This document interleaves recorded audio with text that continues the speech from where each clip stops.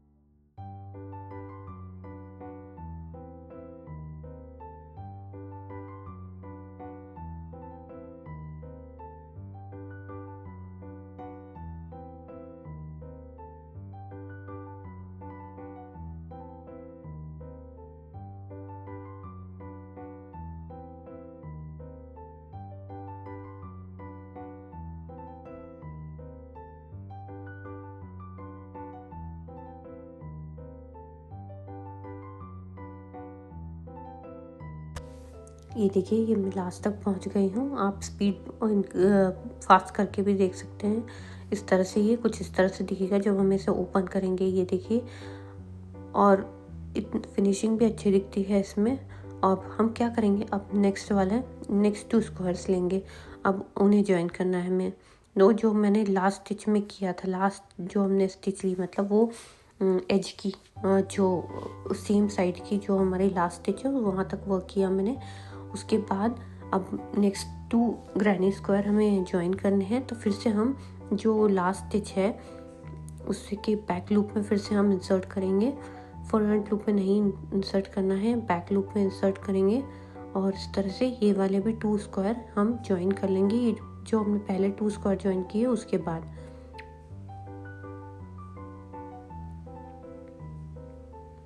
ये देखिए इसमें भी हम बैक लूप में ही करेंगे। ये देखिए कुछ इस तरह से दिखेगा जब ज्वाइन हो जाएगा तब, इसलिए आप थोड़ा सा सीधा उल्टा करके भी देख लीजिए कि कैसा दिख रहा है वो, कहीं हम रॉन्ग तो नहीं कर रहे हैं, वो चेक करने के लिए ये करना होता है। ये देखिए इसके जो बैक लूप है इसमें ही हम वर्क करेंगे इसके भी, और हम सेम स्टिचेस यूज़ करेंगे बोथ पैनल की, और इस तरह से इसे ज्वाइन करेंगे।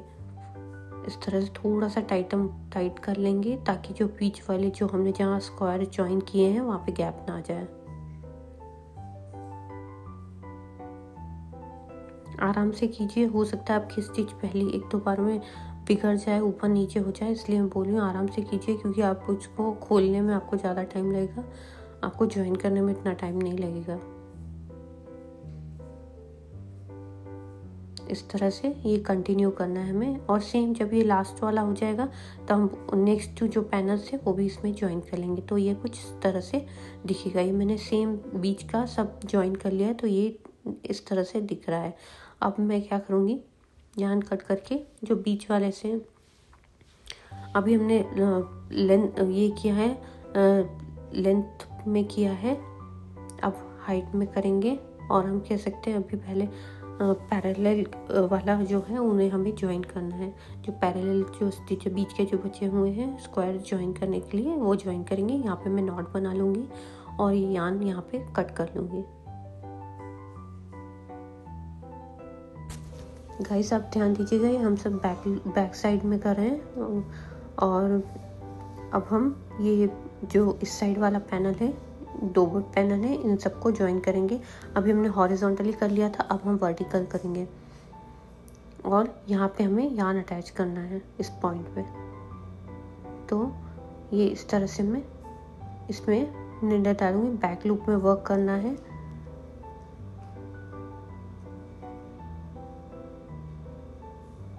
इस तरह से इसमें फर्स्ट और सेकंड बोथ पैनल को ज्वाइन करेंगे, हम बोथ स्क्वायर को ज्वाइन करेंगे और इस तरह से बैक लूप में वर्क करेंगे और इस तरह से स्लोली ज्वाइन करते जाएंगे। आराम से कीजिएगा, नहीं तो आपका यान उलझ जाएगा।